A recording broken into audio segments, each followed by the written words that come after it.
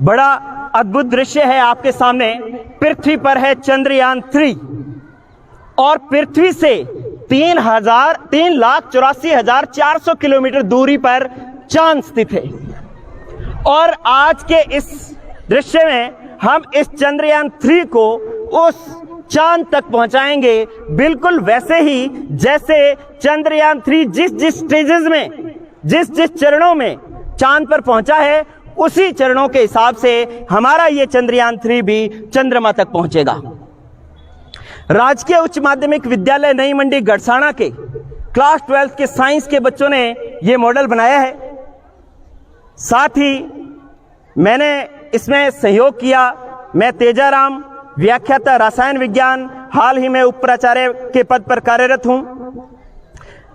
मैंने और मेरी टीम ने मिलकर के ये मॉडल बनाया है, जिसकी व्याख्या जो है वो क्रमबद्ध रूप से आपके सामने प्रस्तुत की जाएगी। यही चंद्रयान 3 मिशन है जिसकी बदौलत भारत ने विश्व में इतिहास रचा और चांद के उस हिस्से पर पहुंचा जो जहां आज तक कोई नहीं पहुंचा। तो इसकी व्याख्या मैं निम्न चरणों में करूंगा। पहला चरण, सबसे पहले मैं इस स्ट्रक्चर की व्याख्या करूंगा, पूरी संरचना की व्याख्या करूंगा कि यह किस प्रकार से बना हुआ है। फिर हम इसको गति करवाएंगे और ऊपर लेकर के जाएंगे। ऊपर ये 4 स्टेजेस में जाएगा, वो चारों स्टेजेस एक्सप्लेन की जाएंगी। उसके पश्चात आपको चंद्रमा पर लैंडर की सॉफ्ट लैंडिंग समझाई जाएगी कि किस प्रकार से लैंडर ने लैंड किया। उसके पश्चात आपसे यह समझाया जाएगा कि भारत विश्व में प्रथम स्थान पर कैसे हुआ। और अंतिम चरण जो होगा वो आप सभी के लिए होगा। 15 क्वेश्चन रखे गए हैं सर, जो समझाया जाएगा उसकी क्विज रखी गई है। आप बच्चों में से जो ढंग से सुनेगा और उसमें से 15 क्वेश्चन 1 बाय 1 बच्चों से पूछे जाएंगे और जो बताएगा उनके लिए सामने चमचमाती ट्रॉफियां आपके सामने, ये ट्रॉफियां आपको दी जाएंगी। तो आप सभी के लिए ये बड़ा ही बेहद और रोमांचक विषय है। तो शुरू करें सर। मैं हमारे रिस्पेक्टेड प्रिंसिपल सर से अनुमति चाहूंगा कि मैं इसको प्रारंभ करूं सर। Thank you sir. अब सबसे पहले बात करते हैं इसकी संरचना की। चंद्रयान 3 में जो रॉकेट लॉन्च किया गया है, छोटे छोटे बच्चे भी बैठे, एक एक चीज को गौर से सुनना।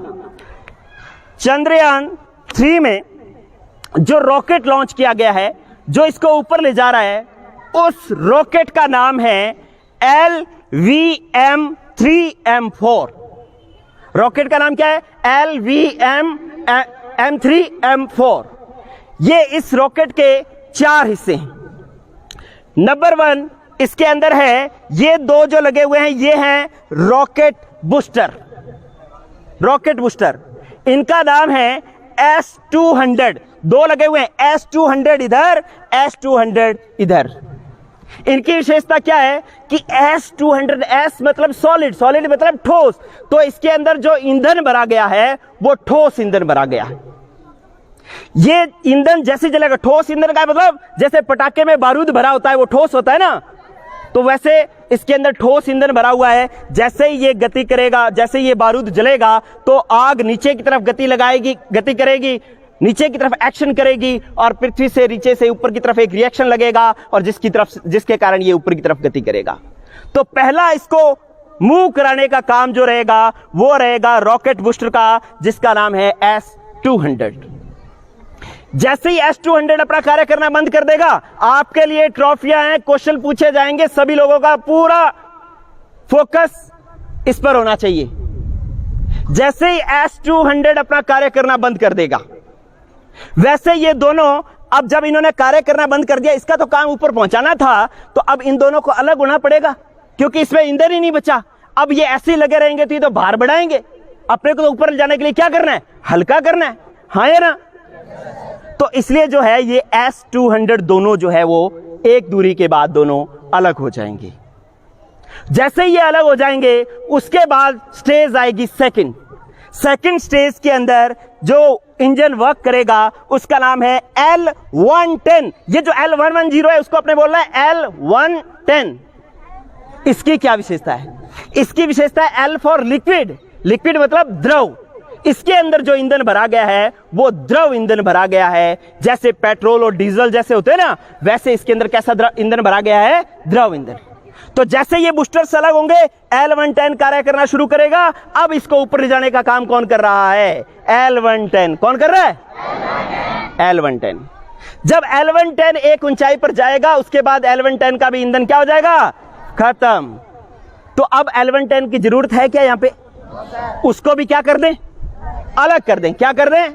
अलग कर दें। उसके बाद क्या होगा कि C25 इंजन जो है ये कार्य करना शुरू करेगा। C25 इंजन की विशेषता है कि इसके अंदर गैसें भरी होती है, हाइड्रोजन और ऑक्सीजन। कौन सी गैसें? लेकिन वो तरल अवस्था में भरी हुई है। वेरी कंप्रेस्ड मतलब संपीड़ित करके उसको द्रव अवस्था में कर दिया गया है, और द्रव अवस्था में इसके अंदर भरी हुई है हाइड्रोजन और ऑक्सीजन गैस। उनके जलने से फिर ये C25 इंजन कार्य करना शुरू करेगा। आपको ये सारा अभी दिखेगा विजुअल, ये सारे काम करेंगे आपके सामने अभी। तो इसके बाद C25 अपना कार्य करना शुरू करेगा। C25 इसको ऊपर लेकर के जाएगा। अब ऊपर लेकर के जाएगा तो ऊपर कौन जाएगा? ये पार्ट जिसके अंदर है लैंडर और रोवर। क्या नाम है? लैंडर और रोवर। एक चीज और बता देता हूं कि जो L110 के अंदर जो इंजन काम में लिया गया है वो है विकास इंजन। उस इंजन का नाम क्या है? और C25 के अंदर जो इंजन काम में लिया गया है उसका नाम है क्रायोजेनिक इंजन। अब ये गति करेगा और ऊपर कौन जाएगा? लैंडर और रोवर, ये पार्ट जाएगा।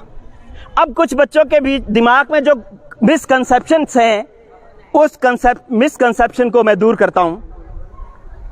एक्चुअली बच्चों, जाना इसको है चंद्रमा पर, लेकिन इसका कोई चंद्रमा पर रोल नहीं है। सुन ले बात, ये सिर्फ पेलोड्स हैं जिसके अंदर जो है दो चीजें हैं जिसको वास्तव में चंद्रमा पर जाना है। ये टेबल इधर लेकर के आए, लैंडर रोवर दे। जिसको चंद्रमा पर जाना है वो महत्वपूर्ण चीजें जो है वो है, जिसमें चंद्रमा पर जाकर के काम करना है, वो है सबसे पहले हमारा लैंडर। क्या है? लैंडर। जिसमें चंद्रमा पर लैंड करना है वो ये है लैंडर, इसमें काम करना है। मतलब ये जो पूरा पोर्शन बनाया हुआ है, ये पूरा पोर्शन सिर्फ और सिर्फ जो है इसको चंद्रमा तक पहुंचाने के लिए है। इसको पूरे को चंद्रमा पर नहीं पहुंचना। चंद्रमा पर किसको पहुंचना है? लैंडर को। किसको पहुंचना है? लैंडर को। और इस लैंडर का नाम रखा गया है, इसका नाम है विक्रम। क्या नाम है? विक्रम। लैंडर का नाम विक्रम। ये सारे क्विज के क्वेश्चन से, ठीक है? तो विक्रम रखा गया। ये जब लैंडर चंद्रमा पर सॉफ्ट लैंडिंग कर जाएगा तो उसमें से फिर ये निकलेगा, इसका नाम है रोवर। रोवर, ये क्या है? रोवर। इस रोवर का नाम रखा गया है प्रज्ञान। क्या नाम रखा गया है? लैंडर और रोवर क्या करेंगे? लैंडर एक जगह चंद्रमा पर स्थित रहेगा और पूरी चंद्रमा पर जितनी भी सूचनाएं हैं वो एकत्रित करेगा, वहां की कंट्रोलिंग करेगा। और रोवर जो है, आप देखें रोवर के अंदर टायर लगे हुए हैं। क्या बता रहे हैं? कि ये चंद्रमा पर घूमेगा और घूम घूम करके विभिन्न जगहों की अलग अलग जो है फोटोज खींच करके वो हमारे पृथ्वी तक हमारे पास भेजेगा, और उसका विश्लेषण हम उसके जो रासायनिक संगठन ज्ञात करने में, जल की उपस्थिति ज्ञात करने में, कितने कौन कौन से खनिज उपस्थित है चंद्रमा पर, ये ज्ञात करने में कर सकते हैं। तो इस प्रकार से पहला स्टेप पूरा हुआ। क्या? कि चंद्रयान 3 की जो पूरी संरचना है वो हो गई है कंप्लीट। अब हम मेन और सबसे जरूरी पार्ट पर आपके सामने आते हैं। सबको इंतजार होगा, सब लोग सोच रहे होंगे कि ये ऊपर की तरफ गति कैसे करेगा। सबके माइंड में क्वेश्चन है? आपके सामने इसको गति करवा रहा हूं। 4 स्टेजेस मैंने बताई है। पहली स्टेज बूस्टर अलग होंगे, दूसरी स्टेज L110 अलग होगा, तीसरी स्टेज C25 अलग होगा, और फिर लैंडर रोवर जो है वो चांद पर पहुंचेंगे। 4 स्टेजेस में ये पहुंच रहा है। 1 बाय 1 मैं स्टेज शुरू कर रहा हूं। यस, जो भी ये पूरी टीम रेडी है सभी लोग? ओके, ये वापस उधर कर दो भाई। ओके, यस, ये चंद्रयान 3 का लोगो हटाएं, हटा लो। यस, आप लोग बैठे। पीछे की साइड, इसके बैक साइड लगाओ। ओके, जब ये थोड़ा सा उठ जाए तब फायर करना है, ठीक है? यस। अब चंद्रयान 3 चांद की तरफ बढ़ रहा है, स्टार्ट कर रहे हैं अपने। सभी लोग एक्साइटेड हैं? हम लोग एक बार काउंटडाउन शुरू करेंगे जिस प्रकार से ओरिजिनल में हुआ।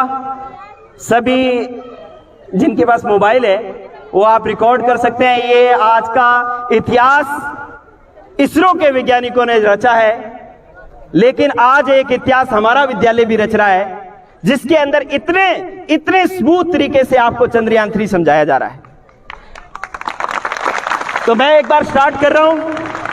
यस, जूनियर साइंटिस्ट की टीम रेडी है?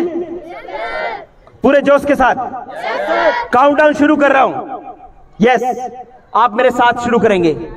10, 9, 8, बराबर, दोबारा मेरे बराबर बोलना है, बराबर बोलना है, पीछे नहीं बोलना। Yes, 10, 9, 8, 7, 6, 5, 4, 3, 2, 1, 0, fire.